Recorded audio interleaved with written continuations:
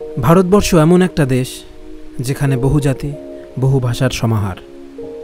কাশ্মীর থেকে কন্যাকুমারী যাত্রায় নানাবিধ জলবায়ু নানাবিধ ভাষাভাষীর মানুষ আমাদের সাথে পরিচিত হয়। আর ভারতীয় রেলের এমন একটি ট্রেন যা ভারতবর্ষের উত্তর থেকে দক্ষিণকে সংযুক্ত করে রেখেছে, তার যাত্রাপথে সে পার করে চলেছে 12টা রাজ্য। আজকে আমরা আলোচনা করব হিমসাগর এক্সপ্রেস নিয়ে। ভারতবর্ষে 12,617টা প্যাসেঞ্জার ট্রেনের মধ্যে এমন একটা ট্রেন রয়েছে যার নাম হিমসাগর এক্সপ্রেস, যে 12টা রাজ্য অতিক্রম করে।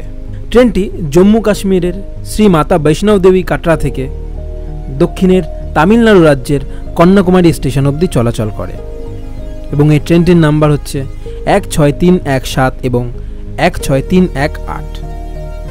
ট্রেনটি যাত্রাপথে সময় নেয় 4 দিন, প্রায় 71 ঘন্টার কাছাকাছি, এবং যাত্রাপথে ট্রেনটি মোট 73টা স্টেশনে দাঁড়ায়।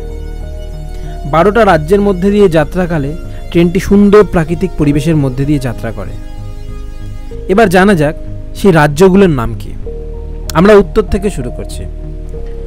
জম্মু কাশ্মীর, পাঞ্জাব, হরিয়ানা, দিল্লি, উত্তরপ্রদেশ, রাজস্থান, মধ্যপ্রদেশ, মহারাষ্ট্র, তেলেঙ্গানা, অন্ধ্রপ্রদেশ, কেরালা এবং অবশেষে তামিলনাড়ু।